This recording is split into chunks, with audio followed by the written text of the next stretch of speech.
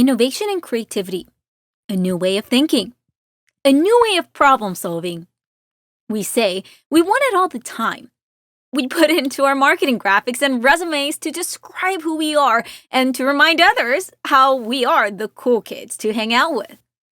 But what does it really mean to do this full-time as a career? Hi, I'm Monica Kang, the founder and CEO of InnovatorsBox and the host of this show, Curious Monica. Today, I asked 6 friends working in innovation to share more about what it's like to build an expertise in innovation. The key reminder? That your title shouldn't limit how innovative and creative you can be every single day. Let's dive in. No, never envisioned myself having my own company or working in innovation because I didn't even know what that meant when I was a kid. Like they'll try everything else first. And then when that doesn't work, they're like, oh, it's time to innovate, And so I think that's a little bit of a gripe. It's kind of like the disincentives to think long-term about like the health of your company, right? And this idea that innovation is somehow optional. So if you truly want to innovate for your company, the best way you do it, you share the idea and then you run with it. Half the times I don't volunteer ideas is because I'm like, I don't have time to work on it and I don't want to just like hand this over. Creativity is not arts and crafts. Although I do bring arts and crafts into the workplace, it is not about arts and crafts. It's not about how well you can draw or paint. It's helping people think outside the box, having people think differently. I wouldn't suggest that everybody who wants to be innovative in their job needs to be in an innovation role. I'm very confident in my entire career. I will not always be in innovation, but I hope I'm always innovative. All these organizations that were having fun, that's where all the money was going to. That's where all staff are going to. So if you choose not to play, especially in this new normal, you will become the next blockbuster. I'm curious, do you describe yourself as creative? What does being creative and innovative mean to you? I hear you. While some of us don't have a problem saying yes, many of us hesitate. I used to be in that group too. It wasn't until I transitioned from government to my current work being an innovative workplace expert that I realized, wait, I've been creative all along. I just didn't know it because my perception of creativity and innovation was narrow. I thought it was only being artistic or doing product innovation. But now I know it's so much more. It's the way we live, think, and do things differently every day. In other words, creativity and innovation is very much tied to who we are as a person. This is why when I asked 6 friends how they became innovation experts they are today, they all shared how they fell in love with it was important to their journey. These events and experiences not only unleashed their creativity, but also presented them a chance to transform constraints into opportunities. And reminded me how important it is that we constantly stay curious and aware of our surroundings, as you never know how certain events can change how you become who you are. I think, first of all, I would say that anybody can be an innovator and everyone is creative. I don't think that the majority of people see themselves as creative and thereby they can't be innovative. And I feel like everyone is. I fundamentally believe that everybody can do something differently. I think the word creative lends itself to, what we think of in the arts, right? Music, writers, painters, designers, musicians, those types of fields. But creativity impacts everything we do. So if you made your bed differently this morning in a way that you have not done before, that is creative. If you've cleaned your house differently in a way that you have not done before, that is creative, right? So I think that's one of the things I wish people knew, is that we all have the innate ability to think differently. It may not have expressed or manifested itself, maybe recently, but it's all within us. And I think it's, in some ways, I feel like we have to kind of tap back to our childlike self, our kid self, when we were able to imagine possibilities. We can use our imagination and see the world as a canvas. Like you can do anything in the world, right? Meet my friend Leo Chan, founder and CEO of Abound Innovation and a former senior innovation lead at Chick-fil-A Corporation. Leo loves unleashing the power of creativity within teams and organizations, especially for those who thought they couldn't be creative. From marketing agencies to corporations like State Farm and Chick-fil-A, he became the go-to person for leaders and teams who struggled with how to innovate within companies. But even for Leo, when he goes back to the start of his career, innovation wasn't really something he thought he wanted to do. He didn't really see himself as creative. No, never envisioned myself having my own company or working innovation because I didn't even know what that meant when I was a kid. I actually never knew what I wanted to do when I was young. I liked playing with computers. I thought technology was really cool, so I always thought that was interesting. And in high school, I took like a graphic design course and I was like, oh, this is kind of interesting. But funnily enough, Monica, in my 8th grade, art class was my least favorite class. Well, probably because I was really bad at it, but I was like, I'm not an artist. Like, don't call me an artist. Like, never. I'm not that at all. But when I came to high school and I was looking for what I want to do, I thought about IT, or I was like, well, I like this design stuff. Maybe I can get into a design school. I'm like, oh yeah, that's easy. And I just created like these computer graphics. So I made like wallpapers and I applied to a very prestigious school here in Toronto. And I didn't even know what a portfolio was. I had a friend that was an art teacher. I'm like, hey, I need this thing called a portfolio. What is this? And she's like, so she like helped me create it and like everything. And it was honestly a shot in the dark. It was a complete shot in the dark because I think it was 2,500 people get in or something, tens of thousands, like lots of people apply. So it was not, no, sorry, it's 2,500 people apply. I think like 100 got in. So it was really hard to get into. And like somehow I got chosen to get into create like this graphic design stuff. So it actually ended up that graphic design led me into innovation because I did design work for some marketing agencies here in Toronto, did a lot of fun stuff. And then I kept losing my jobs because I found that the design industry was very volatile. And so I ended up at a corporate company, State Farm Insurance of all places, here in Canada. And I did design work. And that led me eventually to move to the US. In the time that I moved to the US, State Farm launched an innovation department. And I thought, what is this magical, wonderful thing? What is this? And I learned about it. And it was like the infusion of technology with creativity, doing things new, possibilities, all of that. And so I fell in love with what that was. But then they told me to lead it to your digital project. So I did that. Then I'm like, I'm coming in. You're going to take me in. And so I joined their innovation department and fell in love with innovation work and related work. And so it was all coincidental, all accidental, I feel like.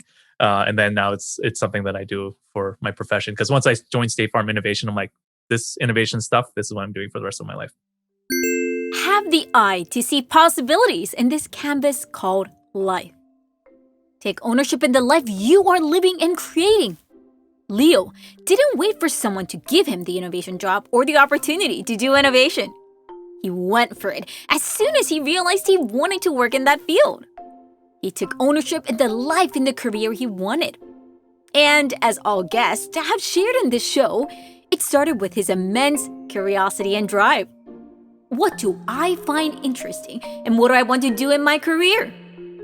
You never know where curiosity could lead you to.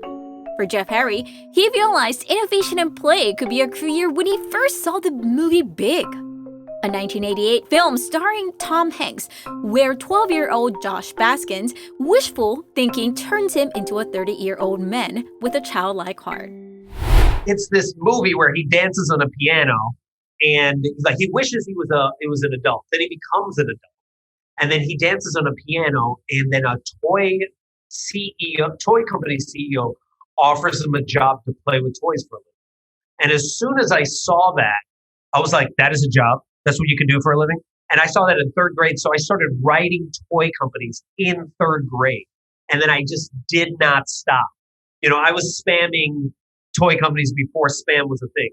And then by 15 years of age, one of them finally wrote me back and was like, you should go into mechanical engineering. I should never have listened to them when they went out of business. Today, Jeff Harry is a workplace play consultant and coach at Rediscover Your Play and is on the mission to normalize the importance of play in work.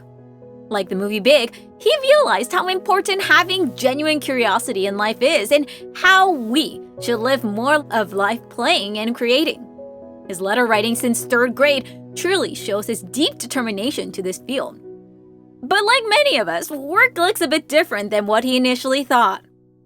But anyway, no, I got in the toy industry. And I don't know if you've ever gotten exactly what you've always wanted and then been so disappointed when you get there.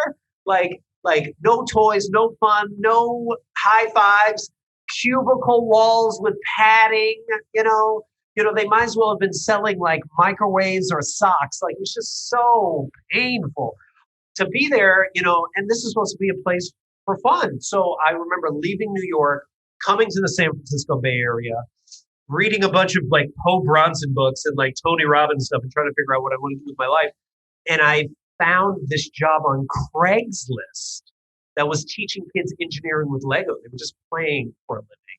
And I was like, oh, dude. And they were only paying $150 a week, but I was like, but they're playing. I was like, dude, this is what I'm going to do. I'm going to make this happen.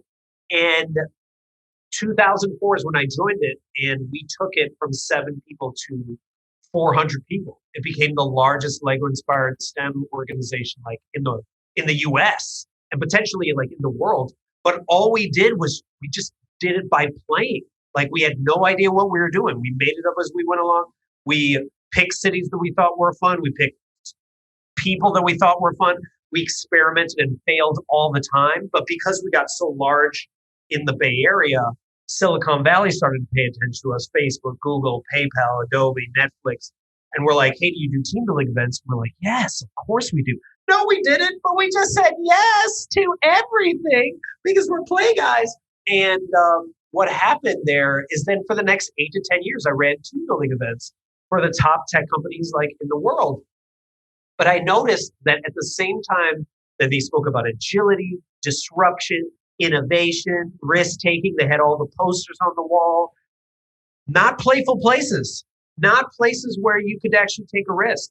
And I realized many of them were not addressing the bigger issues like toxicity at work, office politics, inner critic, how to have a hard conversation, how to get your staff in flow. So I created Rediscover Your Play, combining positive psychology and play to help them navigate those hard conversations to create a psychologically safe workplace. Pay to play and make an impact. Now that's a job that would all want to sign up for.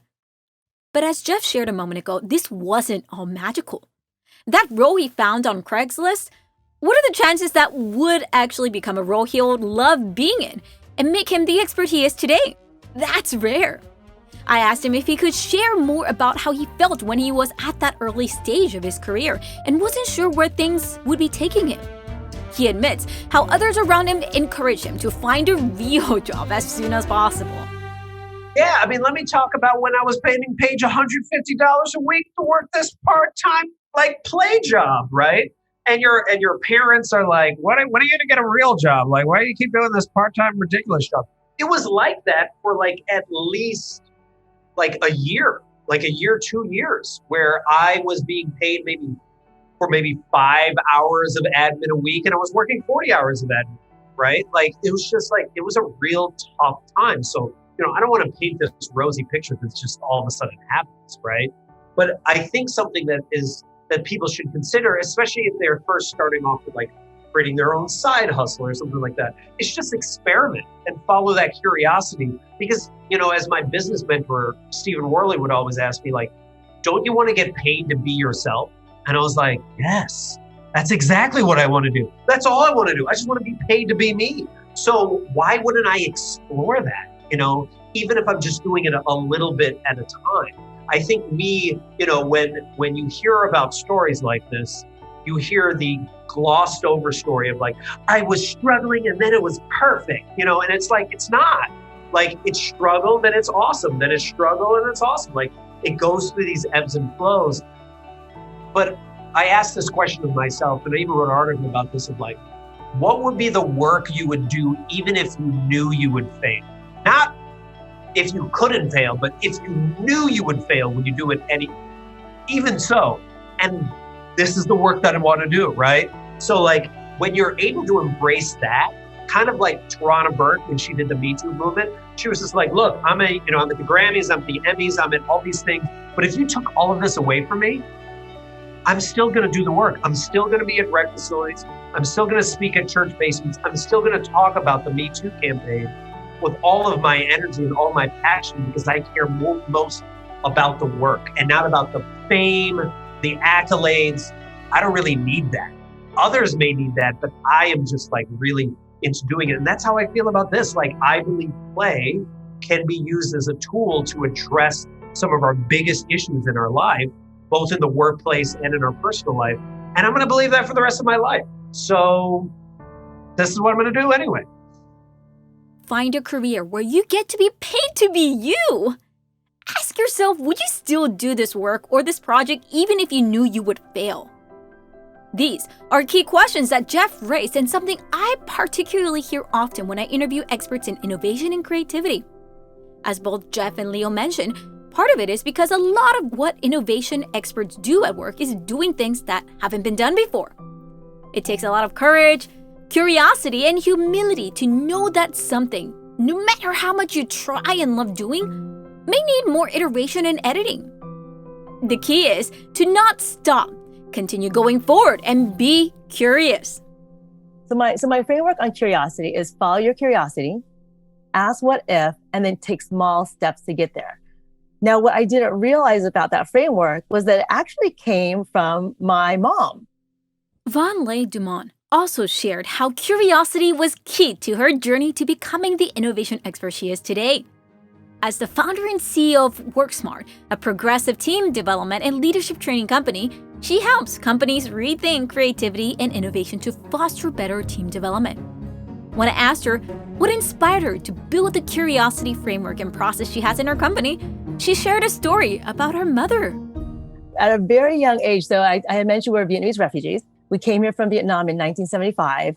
And when we were in this refugee camp up in Sacramento, there was 19 women and then 20, including my mom, who were there. And there was a volunteer there named Tippi Hedren. She's a Hollywood movie star who volunteered at the camp.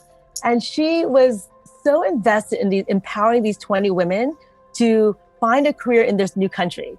So she went out and she's like, I'm going to bring in a typist and a seamstress to teach them how to learn those careers. But because of the curiosity of my mom and these women around Tippi's long red manicured nails, they started asking, what if? Like, what if we can learn how to do that? So what ended up happening was Tippi went back down to Los Angeles and she grabbed her manicurist, her personal manicurist, brought her back up to Sacramento and said, can you teach these women how to do a basic manicure? Right? That was her first small step. So they did. They learned how to do a basic manicure, but that didn't make them licensed manicurists. So Tippi, said, well, what's the next small step I can take? And she went down to local beauty school and said, we have these 20 women, Vietnamese refugees. They can't pay tuition. Most of them don't speak English. Is there any way we can get them into your school and trained and licensed as manicurists? And that school, Citrus Heights Beauty College, said yes. So for 10 weeks, my mom and these women were bused down to that school. They were, they were trained. They learned how to speak English. They learned how to write in English. And within 10 weeks, they all passed their manicure practicum and written test in English. And then what happened was we all got sponsored to different places in the world. So our family got sponsored by a church in Santa Monica. And Tippi came and brought my mom around to the nail salons in the area and found her first job. So, through this curiosity, asking what if, and then taking these small steps, not only was Tippi and my mom and those women able to create what Tippi was looking for, a career for these 20 women, but it was the refugees and immigrants who came after us, who learned about the career from my mom and her friends, their friends from them. The manicure industry in the United States is now an $8.3 billion industry dominated by Vietnamese Americans, right? So this whole idea for me is like, when you follow your curiosity, ask what if, and take small steps, you can create possibilities for yourself and others that are foreseeable and completely unforeseeable.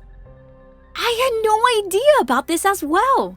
Indeed, in the United States, most nail salons are owned by Vietnamese. And I was curious how they got started.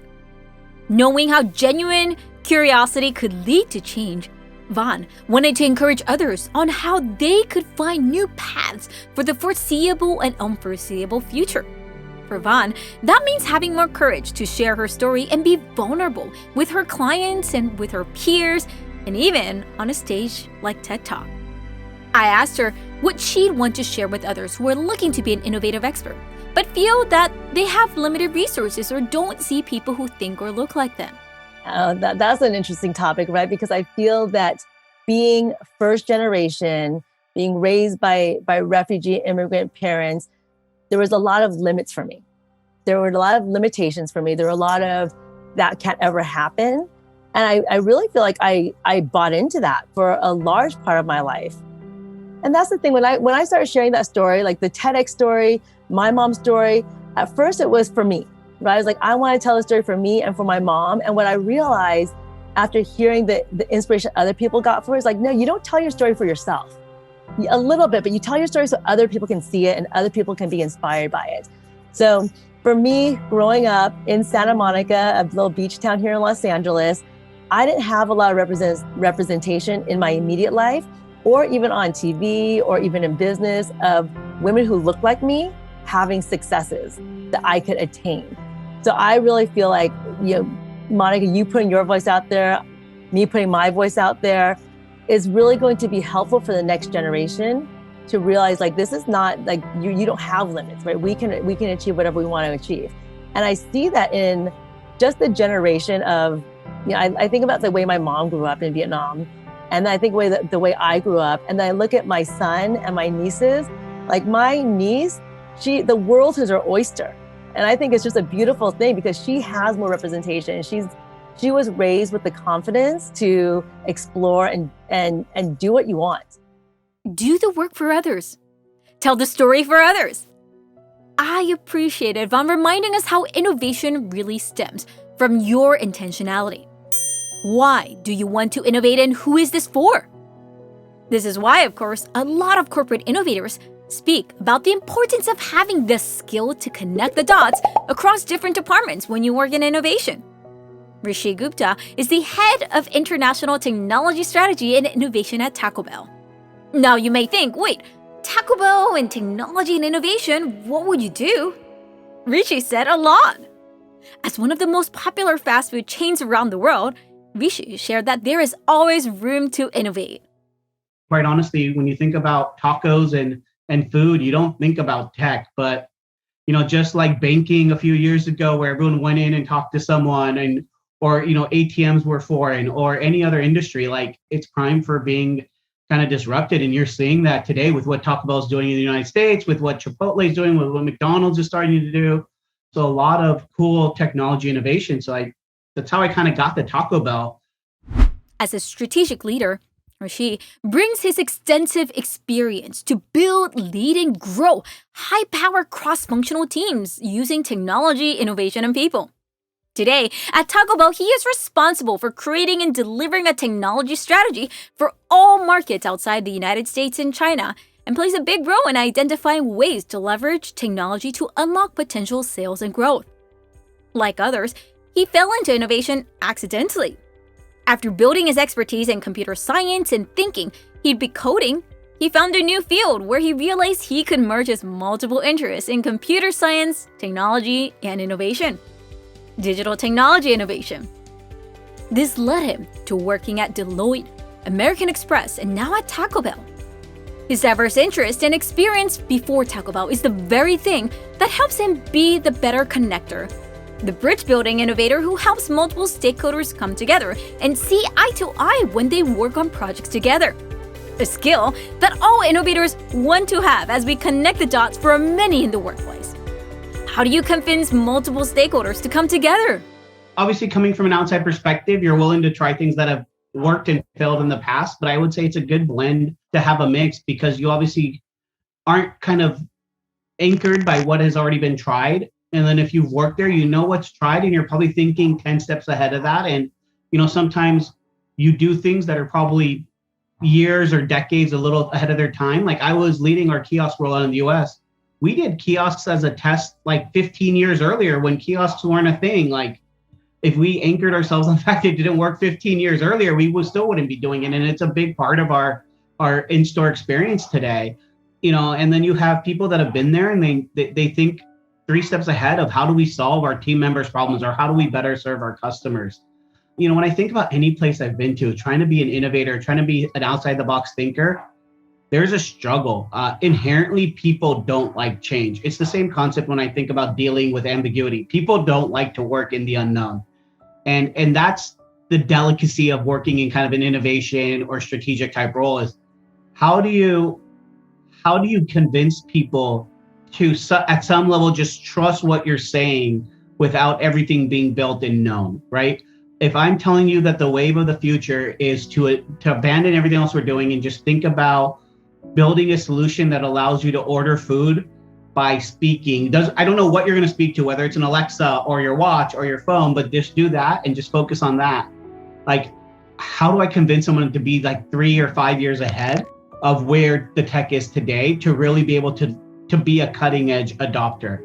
What I've seen in TacoBell is, and one of my colleagues, Robbie Kohler, did a great session with AWS that you can find on LinkedIn or AWS's website. But, that progression of us becoming kind of a little bit more of a leading edge engineering team on the US side happened with us partnering with him when I was leading the engineering team and really giving him kind of the carte blanche to say, look, if it's not going to break anything and we're not going to spend more money, let's give it a shot. And I think that really worked. And he was like, we're not going to spend more money. In fact, we'll probably save money by doing this. And you'll get the team more excited because you're working on new, exciting things. And I'd say for 90% of it, he's been right on. And I think those are the types of things that allow us to be successful as innovators, is having faith in the people around you and quite honestly, building a team where they're thinking about things you're not thinking of. I mean, I'm an engineer by trade, I guess, a computer scientist, but even when I offered to program on my engineering team, they quickly changed the subject.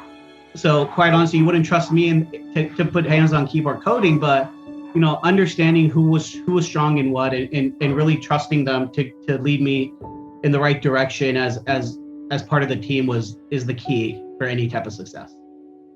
Get comfortable with uncertainty. Focus your work around people. And throughout this, stay curious and understand your people.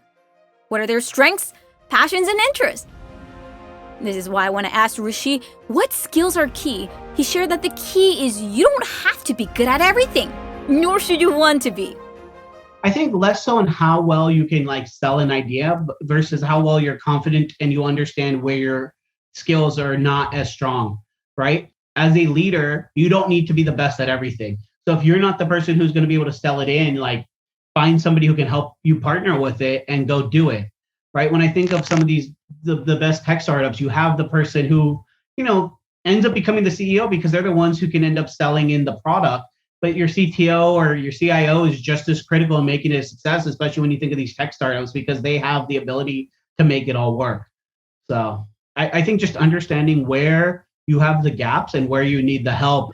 And gaps are also time. If you don't have the time, okay, get somebody to help you do the more critical things that'll allow you to get to where you want to go.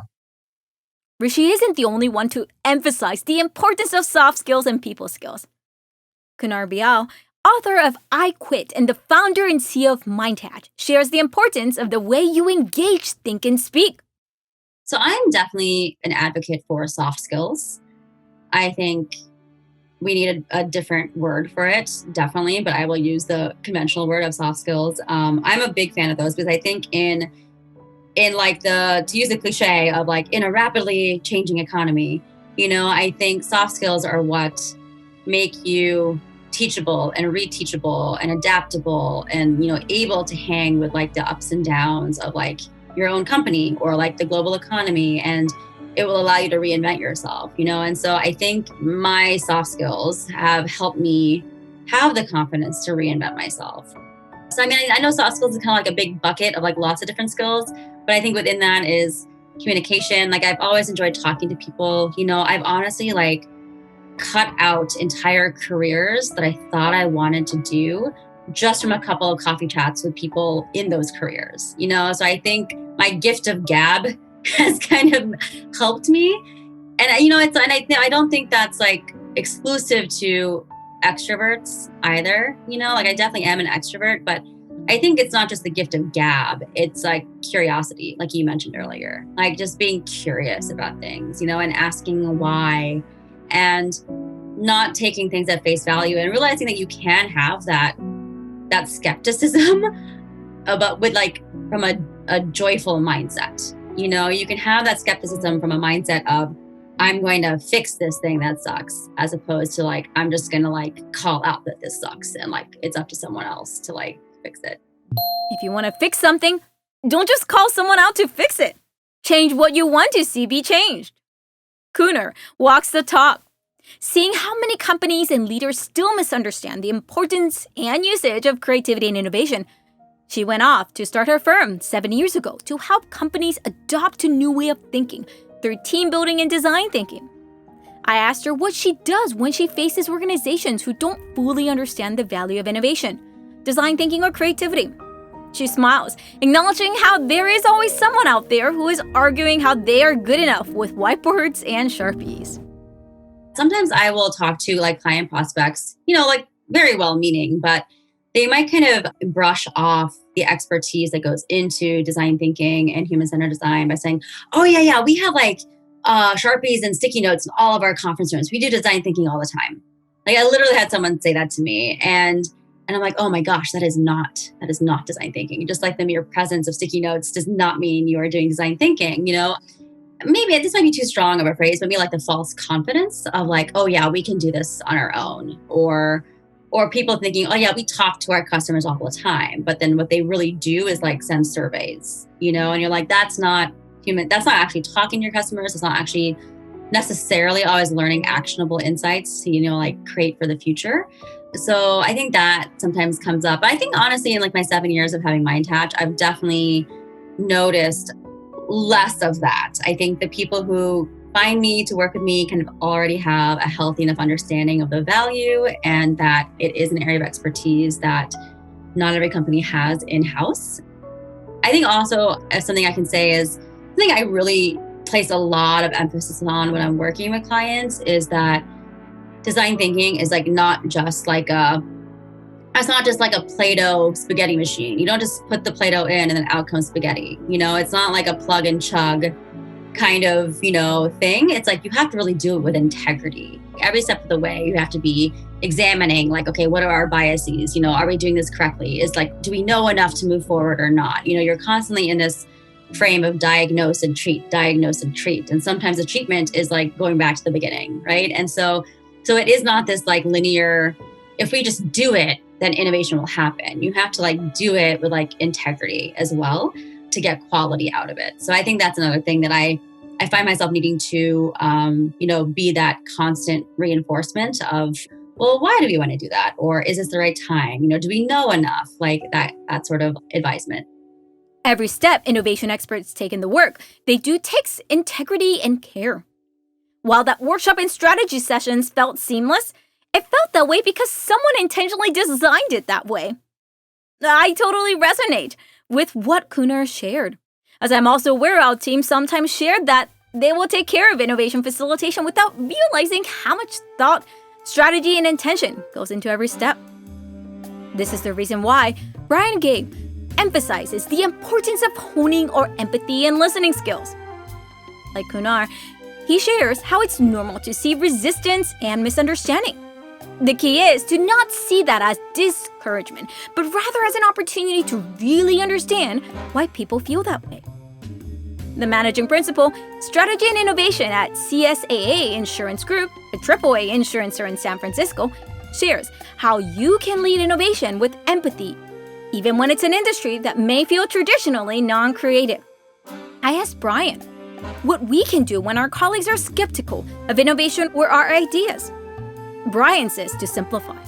Focus on remembering why you enjoy doing innovation and how you can make it come to life. Look, at the end of the day, I feel like it's really important to just simplify things down. And fundamentally, I think what I get a lot of excitement out of and what I kind of define as innovation is new offerings, right? Is new offerings that attack real customer problems. And again, lots of customers out there, lots of offerings out there, many different ways you can fundamentally different kind of take this and boy, there's so many kind of lenses by which you can look at this, whether it's kind of the classic Clayton Christensen angle of disruptive, sustaining, just process improvement type of things. There's lots of different ways when you can kind of ultimately go about this. And in my organization, I have the ability to kind of work across those different horizons, if you will. And I think any sort of you need to have kind of a healthy portfolio, right? As an organization, we have to continue to thrive, and that's why some of our attention needs to absolutely be kind of looked at those things, kind of those kind of core areas within the company. I think the other aspect is again, lots of folks around the company excited to be part of CSA. So there's many different kind of places within the organization. But what I also think is a critical component is there's a lot of people working on, let's say, home and auto insurance right now. There are not necessarily a lot of people working on what the next product is, right? And so that's where I've been excited about kind of getting an opportunity over the... Don't know how to innovate? Simplify it by remembering what innovation is really for. For Brian, as he shares, innovation is finding new ways to bring value to his customers. How he does it may vary, but it's key that he remembers this why to the work he does. Often, innovators struggle at work because of how we think about innovation. Same thing about roles. When I asked him for his thoughts about what it means to really do innovation at work, he chuckled, reminding me that it's not the title that makes someone's work innovation. It's the way we go about it. I wouldn't suggest that everybody who wants to be innovative in their job needs to be in an innovation role. I'm very confident in my entire career. I will not always be in innovation, but I hope I'm always innovative.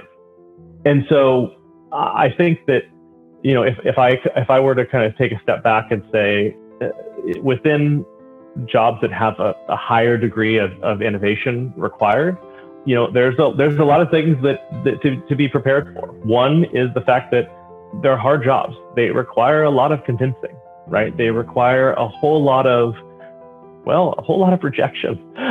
You have to be okay with rejection, right? And I think that's a perfectly fine thing, right? Like, some people are not built to kind of repeatedly run up against the wall and keep trying to crack the wall, right? But fundamentally, I think, you have, over time, you get creative. You realize how high the wall is. You realize how, the proximity by which you need to jump. You realize what's on both sides of the wall and how you can get around the wall. So that's the type of thing that I guess I would say for more innovative type roles, just to be aware of, that it's about problem solving, right? It's about thinking about deeply understanding kind of customer needs and, coming up with solutions that fill those needs, right? And testing those solutions time and time again, and retesting, and kind of going back to the drawing board and realizing, man, that the customer problem was right, but man, the solution was wrong, and kind of just constantly iterating. Your title never defines you, nor limits you. Brian is right. Honestly, many of you here are already innovative, regardless of what you have in your job title. And we can always do more. I also appreciated everyone's earnestness, sharing how creativity and innovation is both fun and hard work. You can never stop getting better at it. There is always something more we can do. What matters is that we don't stop listening, learning, and growing to find new paths. I asked each of them what final piece of advice they wanted to share to current and future innovation experts looking to deepen their expertise and skills. This is what they shared. Don't get so focused on where you want to get to. Focus on what you're doing along the way, right? The journey is always going to be more powerful than the end destination.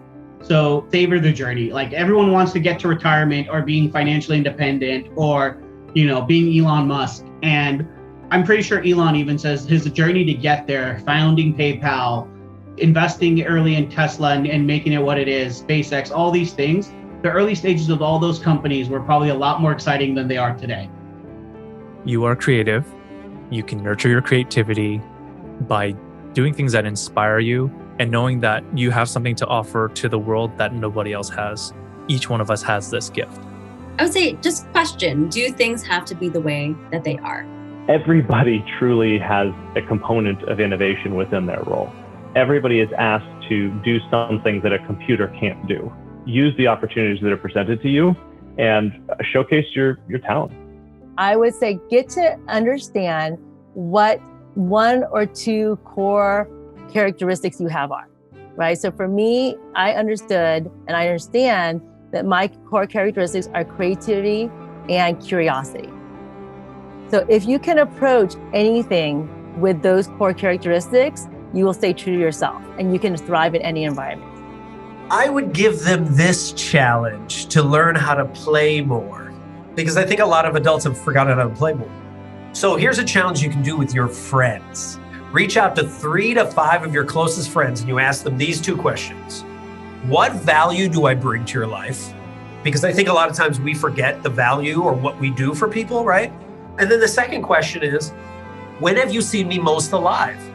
And another way of asking that is like, when have you seen me most playful, most creative, most myself? So what value do I bring to your life? And when have you seen me most alive? Ask that question, call people, or do a Zoom call and talk to them directly and get that. And not only will you get so much love and appreciation from them, but you'll also be reminded of like, oh my gosh, those are the ways in which I get really excited about life, right? Oh my gosh, I didn't even know I did that for you. Innovation comes in many forms, but it mainly stems from your personal interest, strengths, and curiosity. Now, if I asked you the question at the top of the episode, would you have a different answer? Would you describe yourself as creative?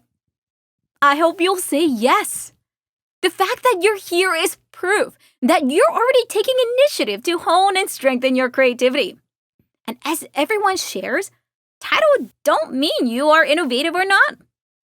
You do. Please take a moment to visit our show notes to learn more about each of our guest stories and catch up with them. If you enjoyed today's episode, I recommend checking out our other podcast, Dear Workplace, episode 12, Courage to Innovate, from a few weeks ago, where we spoke with a few friends about how they innovate in different fields. We also have some free innovation tools at InnovatorsBox, where you can access and reflect on your innovation and creativity skills. Look up innovatorsbox.com/free-worksheets. We have 4 worksheets in 9 languages so that it's easy for you to use. These insights are timely, as next week I'm catching up with friends who have to innovate constantly as they build their business. Yes, we'll be visiting entrepreneurs and learning how they do what they do and why they love what they do. Curious to learn more? Join me next time at our next Curious Monica episode. Questions? Email us at info@innovatorsbox.com. This is your host, Monica Kang at InnovatorsBox, and thank you again for joining us to reflect and be curious. I look forward to seeing you again soon. Have a great day. Oh, and P.S., since a few folks have been asking, the music you hear is original music by InnovatorsBox Studios, which you can tune into on any music platform like Spotify and Apple Music. Find us on YouTube, where you'll have loop music videos for you to reflect with as well. I'll see you soon. Hey there, this is Ravi Ladd, one of the audio engineers at InnovatorsBox. I hope you're enjoying Curious Monica. A fun fact about me is that one of my other longtime passions is health and fitness. I've been on the CrossFit Kool-Aid for almost 3 years now, and I'm always curious about new ways that diet and exercise can help us lead healthier lives. The show is brought together by our awesome team: producer Saren O, audio engineers Sam Lamer and myself, Kelly Gravo on marketing, website designer Akriti Pandey, graphic designer Monica Escobar, and Luke Helder on music. Curious Monica is hosted and directed by the curious woman herself, Monica Kang, founder and CEO of InnovatorsBox. To continue the curiosity and creativity of the workplace, visit us at innovatorsbox.com. Also, don't forget to subscribe, leave a review, and share. We'd love to hear what you're curious about and ideas for what mysteries Monica can uncover in our future episodes. See you next week.